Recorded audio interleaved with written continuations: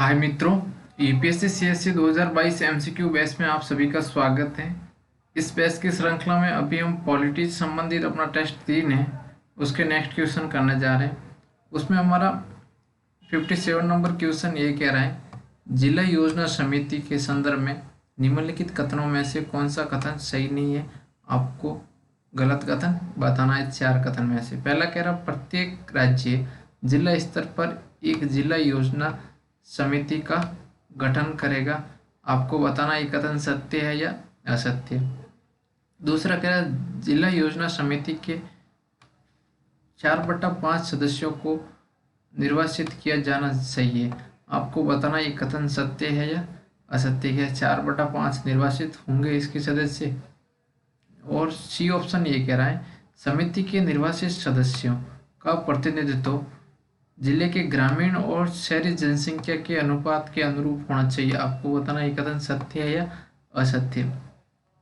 D ये कह रहा है, संविधान ऐसी समितियों के अध्यक्षों के निर्वाचन की रीति को उपबंधित करता है। आपको बताना ये कथन सत्य है या असत्य। मित्रों, आपको जिला योजना समिति के बारे में बता देता हूँ कि जिला स्तर पर विकास योजनाओं को बनाने और उनके क्रियान्वयन करने के उद्देश्य से इस समितियों का गठन किया जाता है। प्रत्येक राज्य जिला स्तर पर इस समितियों का गठन किया जाता है और साथ में 4/5 जो सदस्य होते हैं वो निर्वाचित होते हैं, जो उस क्षेत्र की ग्रामीण और शहरी जनसंख्या के अनुपात में निर्वाचन होता है। इस दृष्टि से हमारा ये सी ऑप्शन सही हो गया। और 4/5 सदस्य निर्वाचित होते हैं और 1/5 इसमें मनोनीत होते हैं। इस दृष्टि से हमारा ये भी कथन सत्य हो गया, लेकिन आंसर नहीं होगा।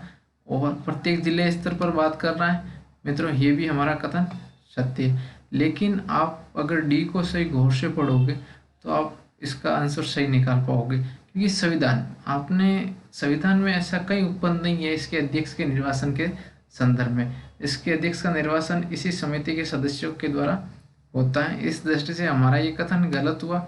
आपको गलत कथन ही पूछा है, तो इसका सही आंसर डी हो गया। हमारा नेक्स्ट क्वेश्चन है 58 नंबर, भारतीय संविधान की 10वीं अनुसूची के तहत निम्नलिखित में से कौन सा दल परिवर्तन के आधार पर निरर्थता का कारण नहीं बनेगा। आपको बताना निरर्थता के जो कारण है वो इसमें से कौन सा नहीं है। पहला कह रहा है, यदि कोई सदस्य स्वैच्छिक रूप से उस राजनीतिक दल की सदस्यता त्याग देता है जिसके टिकट पर वह सदन के लिए चुना गया है। तो मित्रों, आप सभी को पता होना चाहिए ये कथन हमारा सत्य है। यदि कोई स्वैच्छिक रूप से सदस्यता त्याग देता है, वो इस दल परिवर्तन का जो कानून है उसका एक आधार होगा। इस दृष्टि से हमारा ये कथन सत्य हुआ, लेकिन इसका आंसर नहीं हुआ। दूसरा, यदि कोई सदस्य सदन में राजनीतिक दल के व्हीप के विरुद्ध मतदान करता है और मतदाता को राजनीतिक दल 15 दिनों के भीतर समाधान नहीं करता है, यदि व्हीप के विरुद्ध मतदान करता है और 15 दिनों के भीतर राजनीतिक दल उसको सम्मान नहीं करता है, तो भी वह इस कानून के आधार के रूप में प्रतिपादित होता है। इस दृष्टि से ये कथन हमारा सत्य है मित्रों, लेकिन इसका आंसर नहीं होगा क्योंकि आपको कारण नहीं पूछा। ये निरर्थता का कारण है। यदि कोई निर्दलीय सदस्य किसी राजनीतिक दल में शामिल हो जाता है मित्रों, ये भी हमारा कथन सत्य है, लेकिन इसका आंसर नहीं होगा। यदि कोई राजनीतिक दल में निर्दलीय सदस्य शामिल हो जाता है तो उस पर यह दल बदल का जो कानून है वो लागू होगा। यदि कोई मनोनीत सदस्य, ये मनोनीत सदस्य के बारे में कह रहा है, विधायिका का सदस्य बनने के 6 माह के भीतर किसी राजनीतिक दल में शामिल हो जाता है, आपको बताना ये कथन सत्य है या असत्य। तो मित्रों, आप सभी को पता ही होगा ये कथन तो असत्य ही होगा, क्योंकि कोई मनोनीत सदस्य वो अगर 6 मंथ के भीतर किसी पार्टी को ज्वाइन कर लेता है तो उस पर ये कानून लागू नहीं होगा। यदि वो 6 मंथ के बाद में किसी पार्टी को ज्वाइन करता है तो ये कानून लागू होगा, ये आधार होगा। इस दृष्टि से देखें तो हमारा कथन डी सही होगा, इसका आंसर होगा। कथन ये गलत है और आपको गलत कथन ही पूछा है। अगला हमारा कह रहा है 59 नंबर क्वेश्चन, संसद में धन विधेयक के संदर्भ में निम्नलिखित कथनों पर विचार कीजिए। आपको धन विधेयक के बारे में बताना। ये पहला कह रहे हैं, भारत का राष्ट्रपति किसी धन विधेयक को धन विधेयक के रूप में प्रमाणित करता है। मित्रों ये बताना किसी धन विधेयक को ये कौन प्रमाणित करता है कि ये धन विधेयक है या नहीं। तो आप सभी को पता होगा इसके बारे में जो निर्णय लिया जाता है वो लोकसभा अध्यक्ष के द्वारा लिया जाता है। इस दृष्टि से देखें तो ये राष्ट्रपति का कह रहा है, तो हमारा ये कथन असत्य हो गया। दूसरा, कोई मंत्री जो राज्यसभा का सदस्य है, कोई मंत्री जो राज्यसभा का सदस्य है वह संसद में कोई धन विधेयक प्रस्तुत नहीं कर सकता। आपको बताना ये कथन सत्य है या असत्य। मित्रों ये कथन भी असत्य है। कोई मंत्री होता है, कोई भी मंत्री हो, चाहे राज्यसभा का हो चाहे लोकसभा का हो, वो धन विधेयक प्रस्तुत कर सकता है। तीसरा कथन है, राष्ट्रपति किसी धन विधेयक पर अपनी सहमति वितरित कर सकता है। इसका अर्थ है कि वो सहमति दे सकता है, लेकिन वो पुनर्विचार के लिए नहीं लौटा सकता। तो दोस्तों आप सभी को पता होगा जो धन विधेयक होता है वो राष्ट्रपति की पूर्व सहमति से ही लाया जाता है। इस दृष्टि से वो पुनर्विचार के लिए नहीं लौटा सकता। तो हमारा ये कथन सत्य हो गया यार, इसका आंसर सी होगा। और जो ये डी ऑप्शन कह रहा है, सभी वित्त विधेयक धन विधेयक होते हैं, लेकिन सभी धन विधेयक वित्त विधेयक नहीं होते। तो मित्रों हमारा ये कथन असत्य है, क्योंकि सभी धन विधेयक होते हैं ना वो वित्त विधेयक होते हैं। इस दृष्टि से हमारा ये डी भी गलत हो गया और इसका सही आंसर सी होगा, राष्ट्रपति पुनर्विचार के लिए नहीं लौटा सकता है। क्वेश्चन है 60 नंबर, लोक अदालतों के संदर्भ में निम्नलिखित कथनों पर विचार कीजिए। उपरोक्त कथनों में से कौन सा कथन सही है, आपको सही कथन बताना है।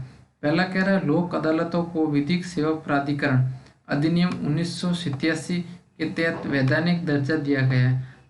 आपको बताना ये कथन सत्य है या असत्य है। दूसरा कथन ये कह रहा है, लोक अदालतों के पास न्यायालय में दायर किए जाने से पूर्व के मुकदमे के निपटान का अधिकार है। आपको बताना ये कथन सत्य है असत्य है।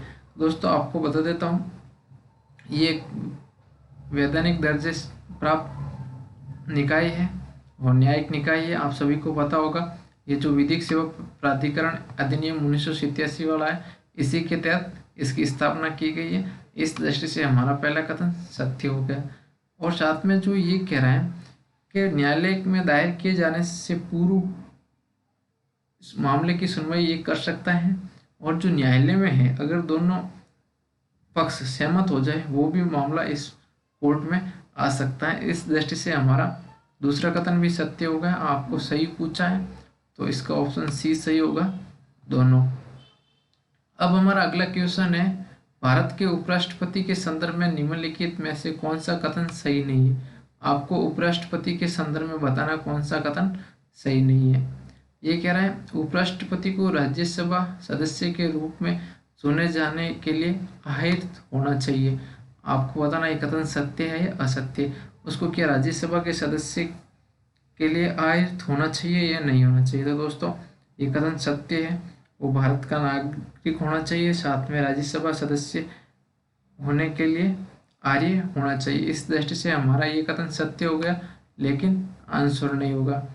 दूसरा कथन ये कह रहा है, जब राष्ट्रपति अनुपस्थित या बीमार के कारण अपने कार्यों का निर्वहन करने में असमर्थ हो तो उपराष्ट्रपति केवल 6 माह की अधिकतम अवधि के लिए राष्ट्रपति के रूप में कार्य कर सकता है। तो दोस्तों आपको बता देता हूँ, ये भी हमारा कथन सत्य होता है। अगर राष्ट्रपति अनुपस्थित है किसी कारणवश तो 6 माह तक ये कार्य कर सकता है। वह राज्यसभा के प्रधान सभापति के रूप में अपना नियमित वेतन प्राप्त करता है। दोस्तों ये भी कथन सत्य है। और उपराष्ट्रपति का पद वरीयता अनुक्रम में भारत के प्रधानमंत्री के बाद आता है। मित्रों आपने अगर वरीयता अनुक्रम देखा होगा तो आप सभी को पता होगा प्रधानमंत्री का वरीयता अनुक्रम उपराष्ट्रपति के बाद में आता है, न कि उपराष्ट्रपति का। इस दृष्टि से देखें तो हमारा ये डी ऑप्शन है ये गलत है, लेकिन आपको गलत ही पूछा है तो इसका सही आंसर यही होगा, ऑप्शन डी। अब हमारा नेक्स्ट क्वेश्चन है, ध्यान आकर्षण प्रस्ताव के संदर्भ में निम्नलिखित कथनों पर विचार कीजिए। उपरोक्त कथनों में से कौन सा कथन सही है, आपको सही कथन बताना है। इसे राष्ट्रपति पर महाभियोग जैसे अत्यंत महत्वपूर्ण विषयों पर चर्चा करने हेतु प्रस्तुत किया जाता है। आपको बताना, अगर मित्रों आपने ध्यान आकर्षण प्रस्ताव के बारे में पढ़ा होगा तो ये राष्ट्रपति के महाभियोग जैसे प्रस्तावों के संदर्भ में नहीं है। ये सामान्य प्रस्ताव की तरह है जो सरकार को महत्वपूर्ण मुद्दों के संदर्भ में ध्यान आकर्षित कराया जाता है। इस दृष्टि से हमारा पहला कथन असत्य हो गया। ये संसदीय प्रक्रियाओं में एक भारतीय नवाचार है। तो मित्रों ये कथन सही है। इसे 1954 से लागू किया गया था। आपको ये भी ध्यान रखना चाहिए, यह सार्वजनिक महत्व का कोई विषय हो उस विषय पर मंत्री का ध्यान आकर्षण करने के उद्देश्य से इसको नवसारित किया गया था। इस दृष्टि से हमारा दूसरा कथन सत्य हो गया, पहला कथन असत्य हो गया। आपको सही कथन पूछा है तो इसका सही आंसर मित्रों बी होगा, केवल और केवल 2। अब हमारा नेक्स्ट क्वेश्चन ये कह रहा है, निम्नलिखित में से कौन सी संसदीय समिति की विशेषताएं हैं। आपको संसदीय समितियां हैं उसकी विशेषताओं के बारे में बताना है। पहला ये कह रहा है, ये संसद के सदन द्वारा नियुक्त या निर्वाचित की जाती है अथवा लोकसभा अध्यक्ष या सभापति द्वारा नाम निर्देश की जाती है। तो मित्रों आप सभी को बता देता हूँ, ये हमारा कथन सत्य है। ये जो सदन होते हैं उन्हीं से नियुक्त या निर्वाचित होती है और उनके जो लोकसभा अध्यक्ष होते हैं या सभापति होते हैं वो इसको नाम निर्देश भी कर सकते हैं। इस दृष्टि से हमारा पहला कथन सत्य हो गया। और दूसरा, ये भारत के राष्ट्रपति को अपना प्रतिवेदन सौंपती है। मित्रों आप इस कथन से कितने सहमत हो कि राष्ट्रपति को ये अपना प्रतिवेदन देती है? नहीं मित्रों, ये प्रतिवेदन लोकसभा अध्यक्ष को देती है। इस दृष्टि से देखें तो हमारा दूसरा कथन असत्य हो गया। अगर एलिमिनेशन मेथड से अपन देखें तो दूसरा कथन असत्य हो गया, तो हमारा बी निकल गया और डी निकल गया। अब आपके पास 50-50 का ऑप्शन आ गया। ए तो हमारा सही भी है और या ए सही होगा या सी सही होगा। इसका एक सचिवालय है जिसकी व्यवस्था संसदीय कार्य मंत्रालय द्वारा की जाती है। आपको बताना मित्रों इस कथन के बारे में, आप जो तीसरा कथन है इससे कितने सहमत है? तो मित्रों इसका कोई स्पेशल सचिवालय नहीं होता है। ये राज्यसभा और लोकसभा का जो सचिवालय है उसके द्वारा भी हो जो सचिवालय की तरह कार्य करते हैं, न कि संसदीय कार्य मंत्रालय इसकी व्यवस्था करती है। इस दृष्टि से हमारा तीसरा कथन असत्य हो गया। इसका सचिवालय है जिसकी व्यवस्था संसदीय कार्य मंत्रालय करता है। संसदीय कार्य मंत्रालय नहीं करके लोकसभा की हो तो लोकसभा का सचिवालय करता है और राज्यसभा की हो तो राज्यसभा का सचिवालय व्यवस्था करता है। इस दृष्टि से हमारा इसका सही कथन केवल एक होगा। आपको सही कोटि पूछा है। अब हमारा नेक्स्ट क्वेश्चन है मित्रों 64 नंबर, ग्राम न्यायालय के संदर्भ में निम्नलिखित कथनों पर विचार कीजिए। आपको ग्राम न्यायालय के संदर्भ में सही कथन बताना। उपरोक्त कथनों में से सही कथन कौन सा है?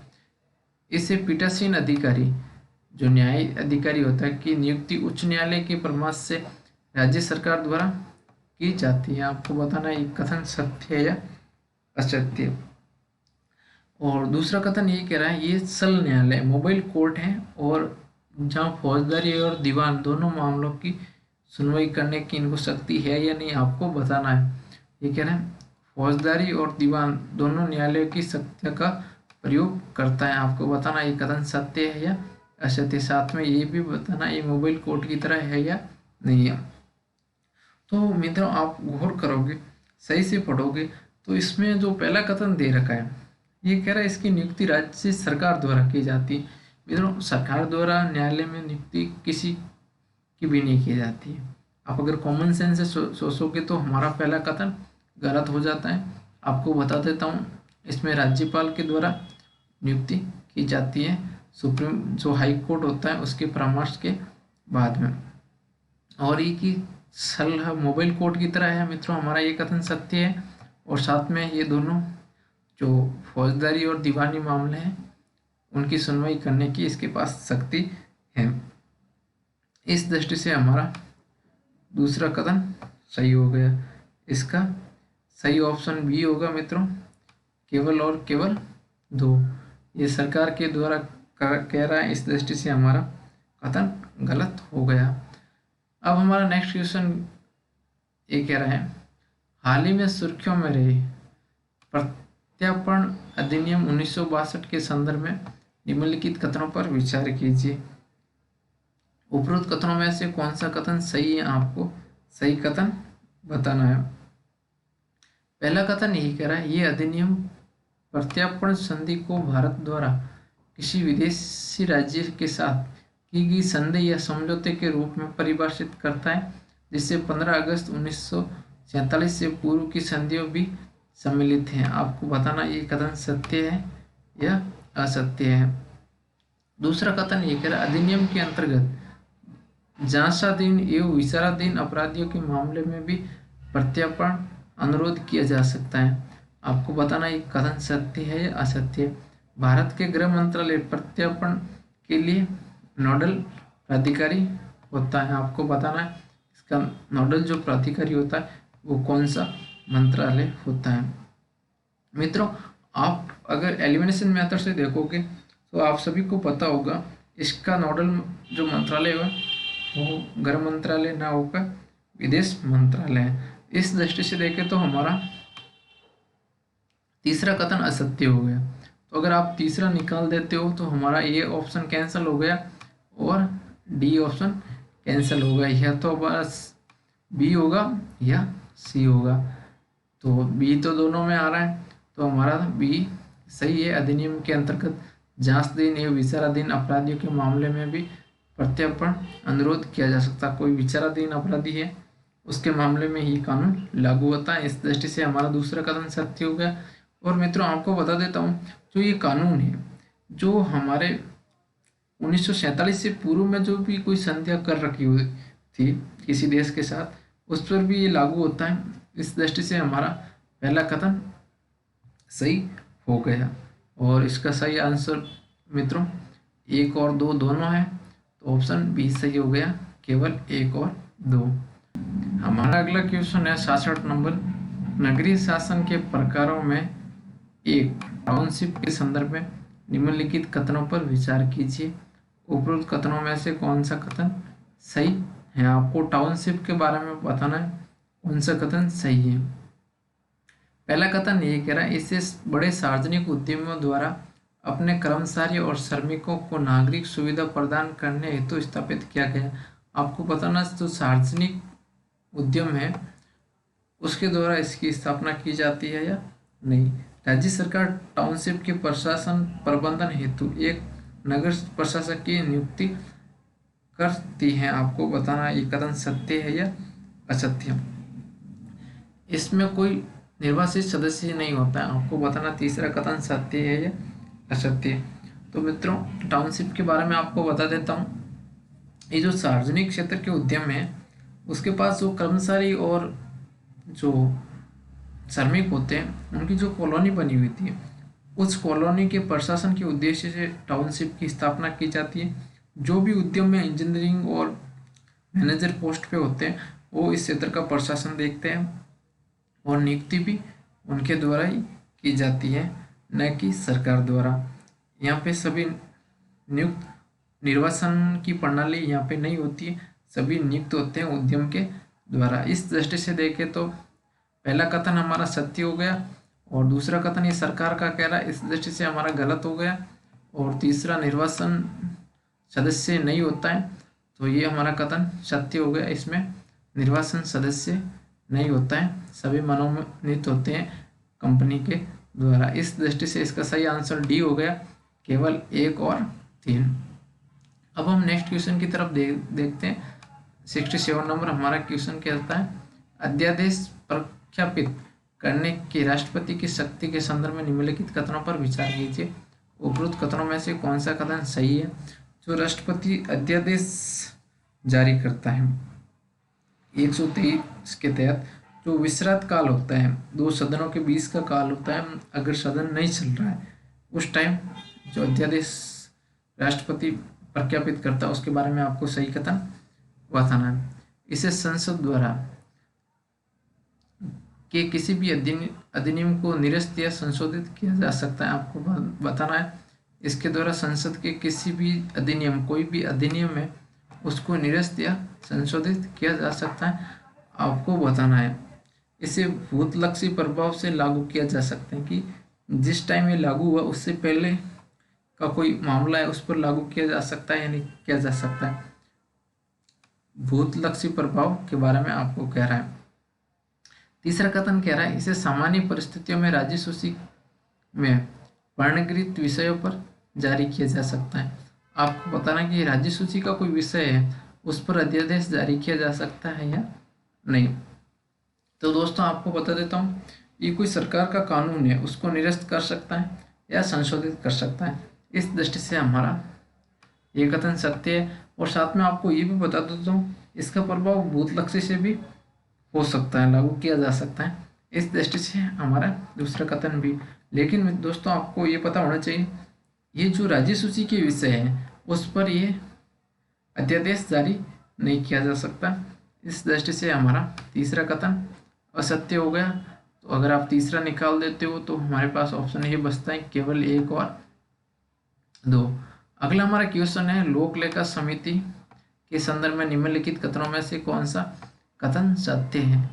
आपको लोक लेखा समिति के संदर्भ में सही कथन बताना है। पहला, इसका गठन सर्वप्रथम भारत सरकार अधिनियम 1935 के प्रावधानों के अंतर्गत किया गया है। दोस्तों आपको बता देता हूँ, ये 1919 वाला एक्ट था उसके तहत किया गया था। इस दृष्टि से हमारा पहला कथन असत्य हो गया। किसी मंत्री को इसके सदस्य के रूप में निर्वाचित नहीं किया जा सकता है। आपको बताना ये कथन सत्य है या असत्य।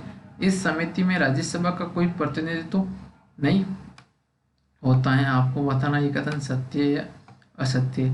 ये संसद की सबसे बड़ी समिति है।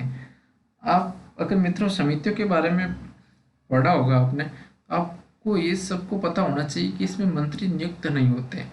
इस दृष्टि से देखो तो हमारा इसका सही आंसर भी हो जाता है। जो मंत्री के निर्वाचन की बात कर रहे हैं ये हमारा कथन सही होता है। और डी और सी ऑप्शन के बारे में बता देता हूँ, इसमें राज्यसभा का प्रतिनिधित्व होता है। इसमें 22 सदस्य होते हैं, उसमें 15 लोकसभा के और 7 राज्यसभा के होते हैं। इस दृष्टि से हमारा सी ऑप्शन कैंसिल हुआ था। और ये सबसे बड़ी समिति के रूप में क्या कह रहा है, आपको बता देता हूँ जो विभागीय समिति है वो सबसे बड़ी है, उसमें 31 मेंबर्स हैं। इस दृष्टि से हमारा डी ऑप्शन भी कैंसिल हो गया। आपको सही ऑप्शन पूछा, सही हमारा बी होगा 68 नंबर क्वेश्चन का। अब हम नेक्स्ट क्वेश्चन की तरफ देखते हैं। ये क्या, निम्नलिखित परिच्छेद पर विचार कीजिए। आपको जो परिच्छेद दे रखा है उसके बारे में बताना।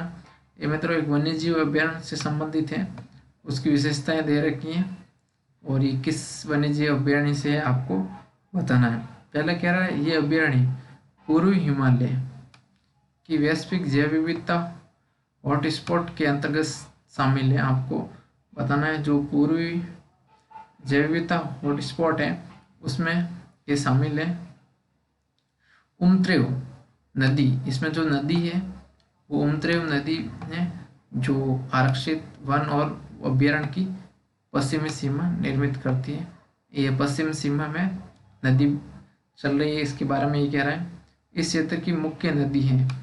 आपको ये भी बता रखा है कि जो ये नदी है ये इस क्षेत्र की मुख्य नदी है।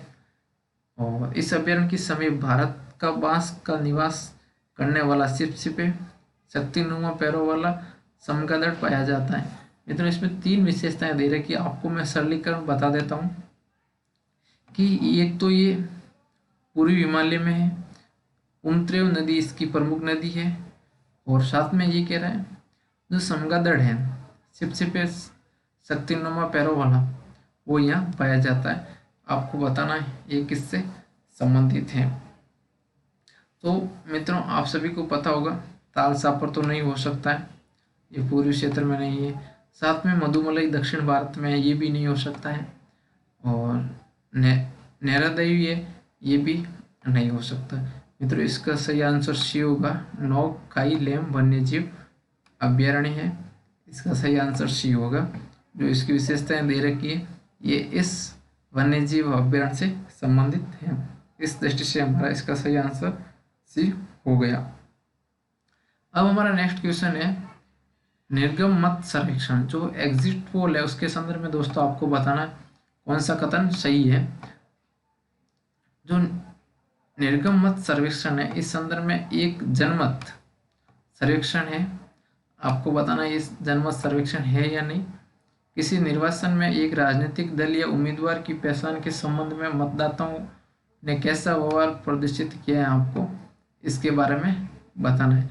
तो दोस्तों आपको बता देता हूँ, जो एग्जिट पोल होता है वो मतदाताओं के व्यवहार के संदर्भ में बताता है कि मतदाताओं ने किसको क्या वोट दिया। इस दृष्टि से हमारा पहला कथन सत्य हो गया। और दूसरा कथन ये कह रहा है, कोई भी व्यक्ति कोई निर्गम मत सर्वेक्षण नहीं करेगा और उसके परिणाम पर निर्वाचन आयोग द्वारा अधिसूचित निर्वाचन अवधि के दौरान प्रकाशन नहीं करेगा। आपको बताना है, कोई व्यक्ति या संस्था के जो निर्वाचन आयोग ये कोई अवधि सूचित करता है उसके अंदर इसको प्रकाशित नहीं करेगा। आपको बताना है ये कथन सत्य है या सत्य। दोस्तों बता देता हूँ, पहले ये एग्जिट पोल चुनाव से पहले ही प्रसारित कर लिए जाते थे, इससे चुनाव की जो प्रक्रिया होती है वो बाधित होती थी। इस दृष्टि से देखते हुए निर्वाचन आयोग ने इस पर चुनाव से पहले प्रतिबंध लगा दिया था। इस दृष्टि से हमारा दूसरा कथन भी सत्य हो गया। दोनों कथन सही है दोस्तों, इसका सही आंसर सी होगा, 1 और 2 दोनों। अब हमारा नेक्स्ट क्वेश्चन है, निम्नलिखित कथनों पर विचार कीजिए। पहला कथन ये कह रहा है, संसद सदस्यों को पूर्व सूचना दिए बिना मामले को उठाने के समक्ष बनाने हेतु शून्यकाल का प्रावधान किया गया। आपको बताना ये कथन सत्य है यह असत्य है कि संसद सदस्यों की पूर्व सूचना दिए बिना कोई मामला उठाना संसद में आता है उसके लिए शून्यकाल का प्रावधान किया गया। ये कथन सत्य है असत्य। संसद के प्रश्नकाल के दौरान सभी प्रश्नों के लिए केवल मौखिक उत्तर देने की आवश्यकता होती है ताकि पूर्व प्रश्न पूछा जा सके। मित्रों अगर आप दूसरा कथन सही से पढ़ोगे तो आप सभी को पता होगा प्रश्नकाल के दौरान मौखिक भी होता है और लिखित आंसर भी होता है। इस दृष्टि से हमारा दूसरा कथन असत्य हो गया। लेकिन जो पहला कथन कह रहा है, संसद सदस्यों को पूर्व सूचना दिए बिना उठाने के मामले में जो शून्यकाल का प्रावधान है, मित्रों आप गौर से पढ़ो। ये पूरा कथन एक दृष्टि से सही लगता है, लेकिन जो इस इतना सा है जो संविधान की बात कर रहा है, आपको बता देता हूँ संविधान में इसकी कहीं बात नहीं की गई है। इस दृष्टि से हमारा दूसरा कथन भी असत्य हो गया। आपको सही आंसर पूछा है तो सही आंसर दोनों नहीं होंगे, तो इसका सही ऑप्शन डी हो गया, ना तो 1 ना 2। नेक्स्ट क्वेश्चन हमारा ये कह रहा है 72 नंबर, जिला न्यायाधीश के रूप में नियुक्त होने के लिए निम्नलिखित में से कौन सी शर्तें हैं, आपको बताना है। जो जिला न्यायाधीश नियुक्त होता है उसके लिए शर्तें बता, वह संघ या राज्य सरकार की सेवा में पहले से नहीं होना चाहिए। तो मित्रों हमारा ये कथन सत्य है, वो कोई सेवा में नहीं होना चाहिए। 7 वर्ष तक अधिवक्ता या प्लेडर रहा हो, हमारा ये कथन भी सत्य है। साथ में तीसरा कथन, इसकी नियुक्ति के लिए उच्च न्यायालय द्वारा सिफारिश की जानी चाहिए, ये भी मित्रों हमारा कथन सत्य है। इस दृष्टि से देखें तो तीनों कथन सत्य हो गए। आपको सही कथन ही पूछा है तो इसका सही आंसर ए हो गया, 1 2 3। आपको बताना ये संविधान में प्रावधान कर रखे हैं, 233 आर्टिकल है उसमें ये सभी शर्तें दे रखी हैं। अब हमारा नेक्स्ट क्वेश्चन है, संसदीय कार्रवाई के संदर्भ में निम्नलिखित कथनों पर विचार कीजिए। आपको संसद की जो कार्रवाई होती है उसके बारे में सही कथन बताना है। पहला कथन ये कह रहा, प्रत्येक सदन में गणपूर्ति पीठासीन अधिकारी को छोड़कर, मित्रों कथन को गौर से पढ़ना, ये कह रहा है पीठासीन अधिकारी को छोड़कर सदस्यों की कुल संख्या का 10वां भाग होती है। आपको बताना ये कथन सत्य है असत्य। कोई सदस्य भारत की 8वीं अनुसूची में उल्लेखित भाषा में सदन को संबोधित कर सकता है। कि कोई सदस्य जो 8वीं अनुसूची में 22 भाषा है उसमें से किसी भी भाषा में संबोधित कर सकता है या नहीं। दोस्तों आपको बता देता हूँ इसकी गणपूर्ति के बारे में। गणपूर्ति 1/10 भाग होता है, लेकिन उसमें जो पीठासीन अधिकारी होता है वो भी शामिल होता है। लेकिन हमारे पहले कथन में पीठासीन अधिकारी को छोड़कर बात कर रहा है, इस दृष्टि से हमारा पहला कथन असत्य हो गया। दूसरा कथन कह रहा है ना जो भाषाओं का, तो इसमें संविधान में सिर्फ इंग्लिश और हिंदी के बारे में प्रावधान कर रखा है। अगर लोकसभा अध्यक्ष सहमत हो तो कोई अन्य भाषा भी उपयोग में ली जा सकती है, वरना नहीं। ये कह रहा 8वीं अनुसूची में उल्लेखित सभी भाषाओं का कह रहा है। तो इस दृष्टि से हमारा दूसरा कथन असत्य होगा। तो इसका सही आंसर ना तो 1 ना 2 होगा। अब हमारा नेक्स्ट क्वेश्चन है उपरोक्त में से कोई नहीं। मित्रों, ये जो ईवीएम मशीन में नोटों है उसके संदर्भ में आपको बताना है, सही कथन पूछा है, सही बताना है। इस विकल्प में मतदाता अपने मत की गोपनीयता बनाए रखने हेतु उम्मीदवारों को मत न देने के अपने अधिकार का प्रयोग करता है। तो मित्रों, आप इस कथन से तो सभी सहमत होंगे। गोपनीयता बनाए रखते हुए उम्मीदवारों को मत न देने के अधिकार का प्रयोग करता है। इस दृष्टि से हमारा पहला कथन सत्य हो गया। उम्मीदवारों को जनमत राशि वापस करने के लिए नोटा विकल्प में डाले गए मतों को डाले गए कुल वैध मतों की गणना में शामिल नहीं किया जाता है। आपको बताना ये कथन सत्य है या असत्य। तो दोस्तों, आप सभी को ये पता होना चाहिए, और नहीं तो आपको बता देता हूँ, जो नोटा में मतदान होते उसको काउंट नहीं किया जाता है वैध मतदानों की तरह। इस दृष्टि से हमारा दूसरा कथन भी सत्य हो गया। तीसरा कथन ये कह रहा, उच्चतम न्यायालय ने निर्णय दिया कि भारत के निर्वाचन आयोग इलेक्ट्रॉनिक वोटिंग मशीनों और मतपत्रों पर नोटा विकल्प प्रदान कर सकता है। अब मित्रों, सभी को पता होगा सुप्रीम कोर्ट ने निर्णय के बाद ही इसको लागू किया गया था। इस दृष्टि से हमारा तीसरा कथन सत्य हो गया। इसके तीनों कथन सत्य हो गए। हमारा सही आंसर डी हो गया। आपको बता देता हूँ, सबसे पहले 2013 में छत्तीसगढ़ में इस ईवीएम मशीन को लागू किया गया था और नोटा प्रणाली को, और 2014 में और इसे पूरे ओवरऑल इंडिया में जो लोकसभा चुनाव हुए थे उसमें लागू किया गया था। इस दृष्टि से हमारा डी ऑप्शन सही हो गया। नेक्स्ट क्वेश्चन 75 नंबर ये कह रहा है, संसद निम्नलिखित तरीकों में से किसके माध्यम से सरकार के प्रति अविश्वास व्यक्त कर सकती है। संसद को अगर सरकार के प्रति अविश्वास व्यक्त करना हो तो किस किस माध्यम से कर सकती हैं, आपको बताना है। तो पहला कह रहा निंदा प्रस्ताव पारित करके। तो मित्रों, हमारा ये कथन सत्य है। दूसरा कथन कह रहा धन्यवाद प्रस्ताव पारित करके। तीसरा कह रहे हैं औचित्य का प्रश्न उठा के। आपको बताना है कौन से कथन असत्य है। ये तो राष्ट्रपति के अभिभाषण के बाद में होता धन्यवाद प्रस्ताव। इस दृष्टि से हमारा ये कथन सत्य नहीं होता, ये तो सरकार के गठन के समय ही होता है। और जो औचित्य का प्रश्न उठाकर, ये भी मित्रों सही नहीं है। तो इसका सही आंसर केवल और केवल एक है, निंदा प्रस्ताव के बारे में। इस दृष्टि से देखें तो हमारा सही आंसर ये होगा, केवल और केवल एक। आपको सही पूछा है। नेक्स्ट क्वेश्चन ये कह रहा राष्ट्रपति की समाधान शक्ति के संदर्भ में निम्नलिखित कथनों में से कौन सा कथन सही नहीं है, आपको बताना। पहला कह रहा वह शक्ति का प्रयोग अपने विवेक का अनुसार करता है। आपको बताना ये कथन सत्य है या असत्य है। दूसरा कथन उसका निर्णय न्यायिक समीक्षा के अधीन होता है। तीसरा कथन कह रहा है दया याचिकाकर्ता को मौखिक सुनवाई का कोई अधिकार नहीं है। आपको बताना ये कथन सत्य है या असत्य। वह अपने आदेश का कारण बताने के लिए बाध्य नहीं है। तो दोस्तों, आपको बता देता हूँ, ये हमारा डी ऑप्शन सही है, जो कारण बताने के लिए बाध्य नहीं है। और जो दया याचिकाकर्ता उसकी मौखिक सुनवाई का कोई अधिकार नहीं, ये भी हमारा कथन सत्य है। और जो ये डी कह रहा है न्यायिक समीक्षा के अधीन है, ये भी न्यायिक समीक्षा के अधीन है, हमारा कथन सत्य हो गया। लेकिन जो राष्ट्रपति के विवेकाधिकार की बात कर रहा है, तो आपको बता देता हूँ, ये राष्ट्रपति का विवेकाधिकार नहीं है। जो मंत्रिमंडल होती है उसकी सलाह पर समाधान की शक्ति राष्ट्रपति को होती है। इस दृष्टि से देखें तो हमारा सही नहीं पूछा है, सही नहीं, ऑप्शन ए होगा। ऑप्शन विवेकाधिकार की बात कर रहा है। मित्रों, एक बात आप सभी को ये भी ध्यान रखनी चाहिए, जो राज्यपाल की समाधान शक्ति होती है वो राज्यपाल के विवेकाधिकार पर डिपेंड करती है, लेकिन राष्ट्रपति के मामले में ये सत्य नहीं है। नेक्स्ट क्वेश्चन हमारा कह रहा है 74 नंबर, मंत्रिपरिषद के संदर्भ में निम्नलिखित कथनों पर विचार कीजिए। उपरोक्त कथनों में से कौन सा कथन सही है, आपको सही कथन बताना।